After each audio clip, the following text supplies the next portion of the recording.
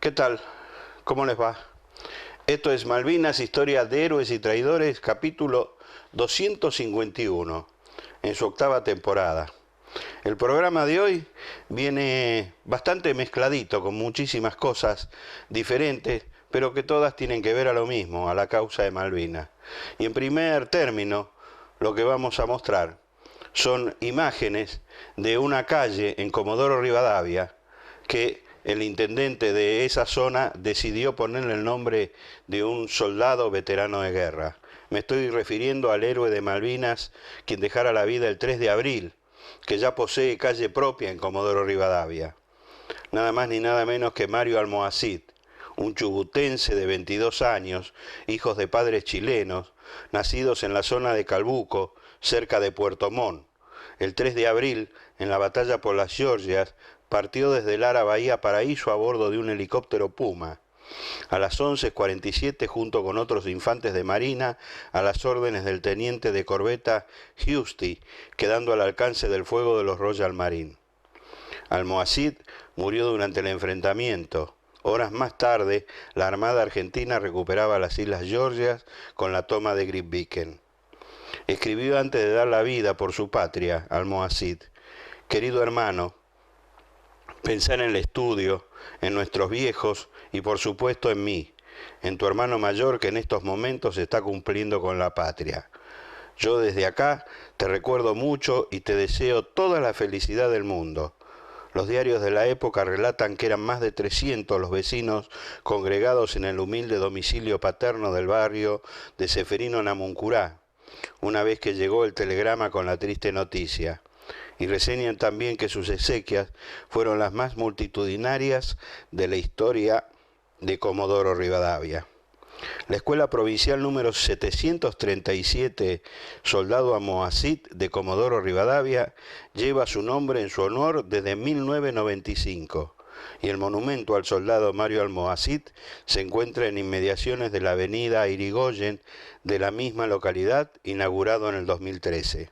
Qué lindo sería, ¿no?, que intendentes de otras provincias, de otras localidades, imitaran este ejemplo y le pusieran el nombre de una calle a un veterano muerto residente en su zona. Nosotros acá en el Partido de la Costa tenemos 3 veteranos y sería lindo que en alguna de las localidades del Partido de la Costa cada calle llevara el nombre de alguno de ellos. Damos vuelta a la página y vamos a un tema musical. Bueno, este tema musical es un chamamé, pero este chamamé está dedicado a los soldados correntinos que fueron a combatir a Malvinas. Vamos a compartirlo.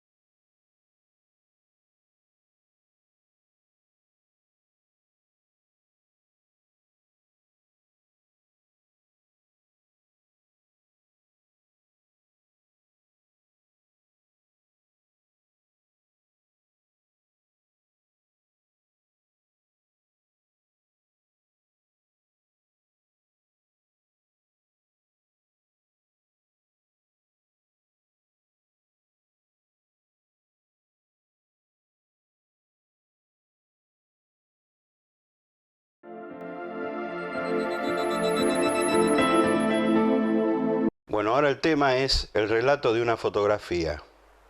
La fotografía es nada más ni nada menos que el ara General Belgrano a punto de hundirse, donde se pueden distinguir dos siluetas, y la historia de estas dos siluetas, y después una pequeña reseña de lo que fue el General Belgrano en la Guerra de Malvinas. Dos siluetas diminutas se recortan sobre el Belgrano.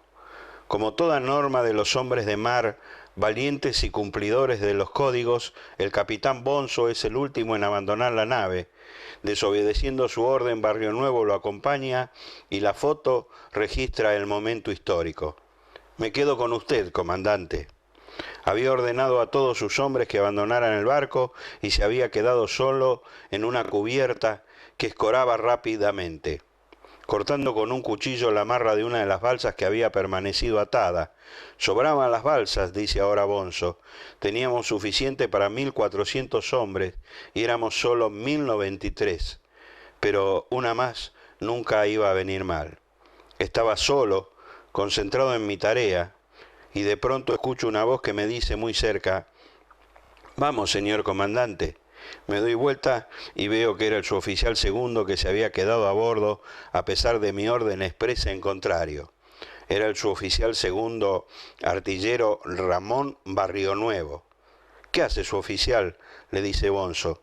«Me quedo con usted, comandante. Si usted no se tira, yo tampoco». Bonzo duda un instante, pero su emoción ante la solidaridad elemental y suprema es tan grande que deja de lado la autoridad y le dice a Barrio Nuevo: «Bueno, entonces ayúdame a cortar las amarras de este bote». Los dos marinos terminaron su tarea en la cubierta solidaria barrida por las olas. Armaron luego una cuerda con pedazos de mantas y sábanas, la ataron y se deslizaron por el casco ya casi volcado hacia el agua. El capitán de navío y el suboficial, uno después del otro, no sin antes persignarse. Varias balsas los esperaban a unos 10 metros al costado del buque, que no habían querido alejarse, aún a riesgo de ser absorbidas por el buque, que ya tenía más de 45 grados de escora. La tripulación de las balsas habían seguido ansiosamente a las dos figuras solitarias en la cubierta del barco que se hundía y los alentaron con sus gritos cuando bajaban con su rudimentaria escala hacia el agua. Uno de los conscriptos que estaba en la balsa cuenta ahora: «Los veíamos a los dos en la cubierta y pensábamos que se hundían con el buque. Gritábamos y aplaudíamos cuando logramos verlos salvarse. De estos últimos momentos a bordo», dice el capitán Bonzo, «fue testigo también el suboficial segundo artillero Ramón Barrio Nuevo. Era una casi sagrada adhesión. Cambió su legítimo puesto de abandono en las balsas para acompañarme». Quiero agradecer a la Perla Austral por esta información. El buque queda totalmente a oscuras, sin energía y con un silencio, yo diría, aterrador. Bajo cubierta, cientos de hombres corrían por los oscuros corredores, buscando la seguridad de las cubiertas superiores. En esa explosión segunda es como que el buque paró y entró a hacer unos ruidos tremendos, que era como que se partía, crujía. Eso es muy simple de entender por qué hacía eso. El buque tenía unas bisagras, como el buque era tan largo, entonces esas bisagras era como que hacía ruido y como de dolor. Uno se imagina que el buque sentía dolor, ¿no?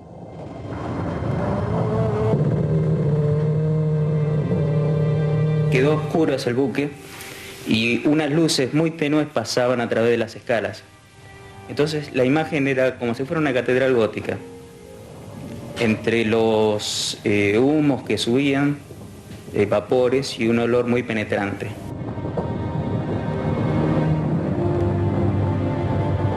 Mientras la mayor parte de la tripulación corría hacia arriba, unos cuantos trataron de bajar y no sobrevivieron. Me decidí a ir a las máquinas a buscar mi salvavidas. Llegué hasta el comedor. No pude seguir más porque los gases los gases del torpedo eran muy fuertes. Era un olor a fósforo que tenía muy, muy, muy fuerte. Entonces me asfixiaba, aparte de asfixiarme, me hacía llorar los ojos. Y no pude seguir después.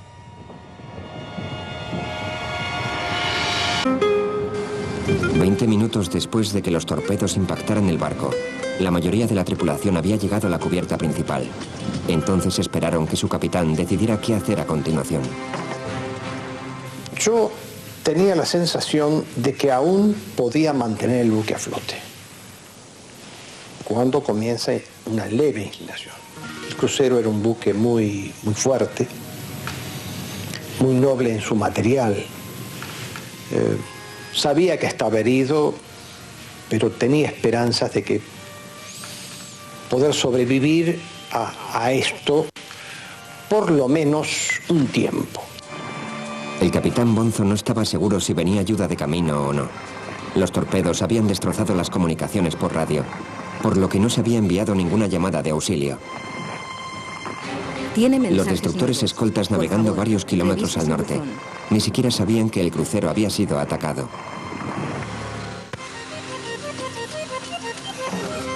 Domingo por la tarde, 2 de mayo de 1982. 20 minutos después de que explotaran los torpedos, el capitán Bonzo supo que el Belgrano se estaba hundiendo y que no había mucho tiempo para que sus hombres subieran a los botes. La banda de babor, que es la banda de la izquierda, había penetrado en el agua unos 8 metros, a tal punto que se podía pasar de la cubierta directamente a la balsa. No así la de estribor, que estaba totalmente levantada. Y por esa banda de estribor fue muy difícil el abandono. Entonces a las 16:20, 16:23 aproximadamente, es el momento que yo ordeno el abandono del buque. Para escapar, los marineros tenían que saltar a los botes, pero eso no siempre era posible. Muchos marineros tuvieron que saltar directamente al agua, que estaba apenas sobre el punto de congelación.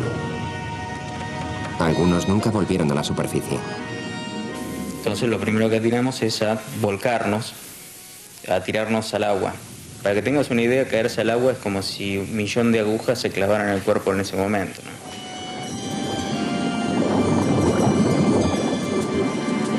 Me arrojo al agua, desde la proa. Ahora no lo haría, digo sinceramente, porque el impacto con el agua fría es tan paralizante, es doloroso. Y aparte que el agua entra inmediatamente por toda la ropa y es como estar en el agua. Y la sensación es de muerte inminente. Uno no puede respirar, no puede moverse, no puede nadar, está torpe. Y no es tan fácil nadar con todo el equipo, la pistola y los zapatos.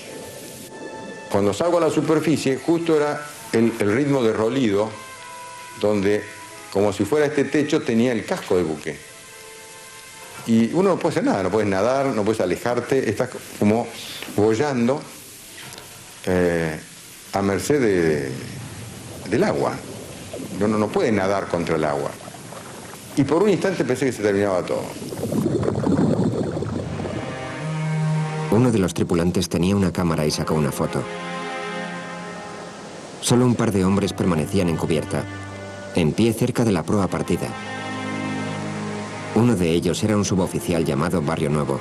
El otro era el capitán Bonzo. Corrimos la cubierta un poco para ver si había algún herido que necesitara la ayuda nuestra. No había ninguno. Barrio Nuevo acepta tirarse al agua, siempre y cuando yo me tire. Entonces él hace la señal de la cruz, se para en la quilla de rolido del buque, que está abajo, y de ahí se va al agua. Y luego yo, también haciendo la señal de la cruz, me dejo deslizar por esa misma soga, nado unos 50 metros, y 3 balsas estaban esperando esas 2 figuras humanas que no sabía quiénes eran, pero que eran 2 tripulantes, con peligro de que el buque se diera vuelta y se las chupara las balsas. Sin embargo, ahí estaban. Pienso que fueron una de las primeras balsas en salir, porque toda la parte después, o sea, toda la parte de imágenes al hundimiento, fueron sacadas de la balsa mía.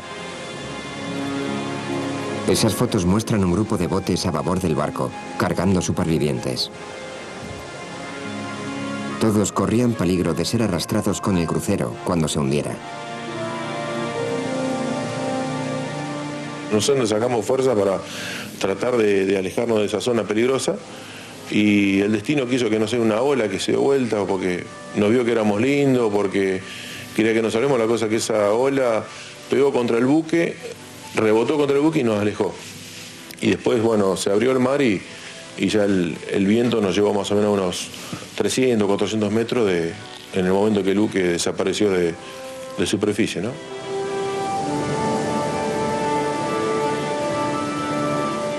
Y recuerdo que uno de los conscriptos le dijo: mira, se está hundiendo, dirigiéndose al crucero. Yo no quiero mirar, dice el otro. Y bueno, yo no pude más de curiosidad, me asomo a través del techo roto y veo que lentamente el crucero se desliza hacia popa y, sin hacer vuelta en campana y sin irse a pique, sin llevarse las balsas que tenía cerca, desaparece de la superficie.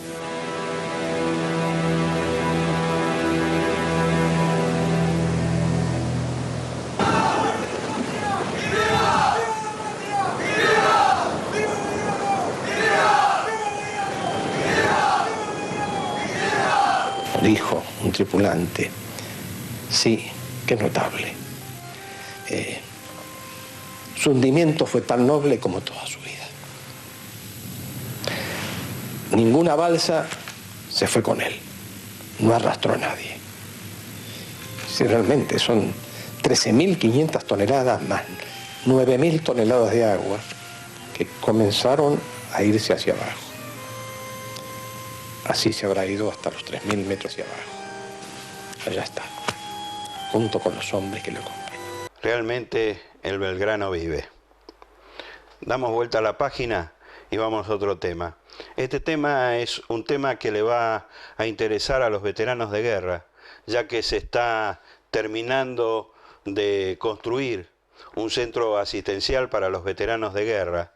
Yo desconocía este tema y cuando me puse en contacto con el oficial Lamadrid, que es uno de los organizadores, me puso al tanto de lo que estaba pasando y de lo que se estaba haciendo. Así que mientras les muestro las imágenes, les cuento un poquito la historia de este centro asistencial. De 1982 a 1995, el único centro de atención en salud mental de las Fuerzas Armadas fue el Hospital Militar de Campo de Mayo.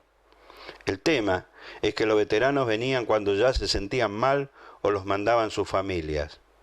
En 1995 ingresó como médico psiquiatra el ex soldado veterano de guerra del Regimiento 3, Martín Bourdieu, quien empezó la especialización en estrés postraumático en ese hospital.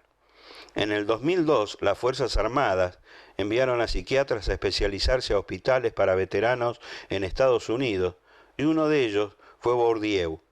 En el 2004, se creó el Centro de Estrés Postraumático del Ejército en el barrio de Almagro, en Capital Federal, siendo Bourdieu su primer director.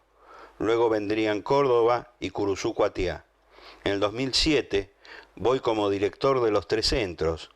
En el 2010 se creó el Comité de Salud Mental de las Fuerzas Armadas del Ministerio de Defensa, y Bourdieu y yo fuimos designados integrantes en representación del Ejército, redactándose la resolución del Ministerio de Defensa 1209/10, que actualiza por primera vez desde 1982 las patologías psiquiátricas, que son actos de servicios, equiparándolas con los mismos derechos de un veterano británico o yanqui. En el 2012, los centros de salud pasan a ser conjunto, bajo la órbita del Ministerio de Defensa, donde puede atenderse cualquier veterano de guerra, sus familias y familiares decaídos de las tres Fuerzas Armadas y no solo del Ejército. Bueno, y me manda algunos datos para que yo pueda meterme por internet. El que me escribió esto es el oficial Lamadrid, del cual no solo tengo muy buenos recuerdos, sino que tengo la famosa fotografía de él volviendo después que se replegaran todos los soldados, solo caminando por la avenida Costanera en Malvinas. Y la semana pasada, el miércoles para ser más exacto, la Gendarmería Nacional conmemoró un nuevo aniversario.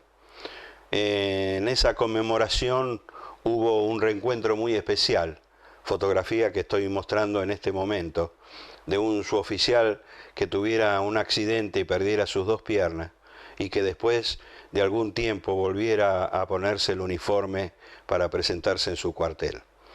Y aprovechando el acto de la Gendarmería Nacional, quiero recordar a los comandos de Alacrán, y con ellos voy a pasar este video que es el himno a los comandos.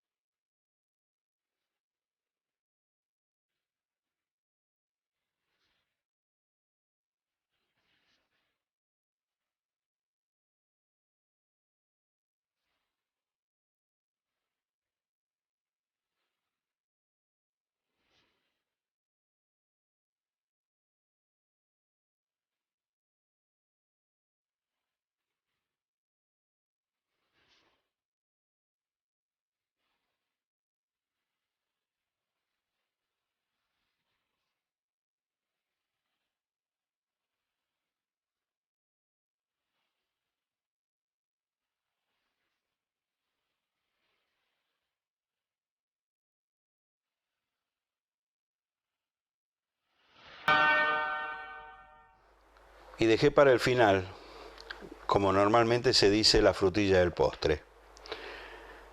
Voy a mostrar un video que hace 32 años está, como le llamamos nosotros, la gente de televisión, enlatado. Nunca fue utilizado.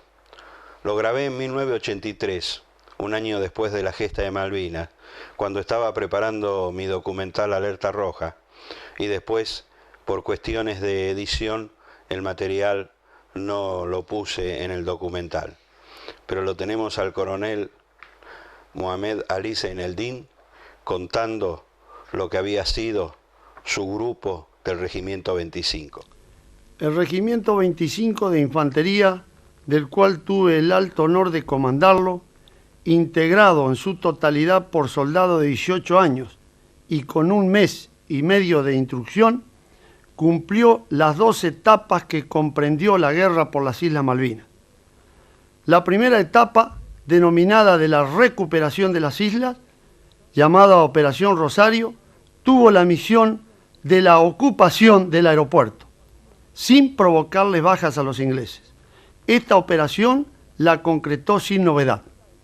La segunda etapa, que fue la defensa de las Islas Malvinas, el regimiento se abrió en 2 escalones. Uno defendió San Carlos, Ganso Verde y Darwin, sufriendo en ese lugar, después de 10 días de combates, 1 oficial muerto, 4 suboficiales, 7 soldados y aproximadamente 30 heridos. La masa del regimiento defendió el aeropuerto, recibiendo en ese lugar 200 toneladas de explosivos sin ceder sus posiciones. Muchos me preguntan sobre anécdotas de regimientos.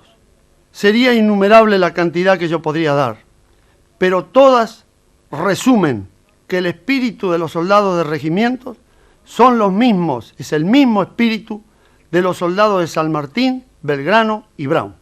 Y esto fue todo. Espero que haya sido de su agrado. La semana que viene nos volveremos a ver con más material de Malvinas, historia de héroes y traidores. Y me despido como lo hago todas las semanas desde hace 8 años atrás. Dios y patria, o muerte.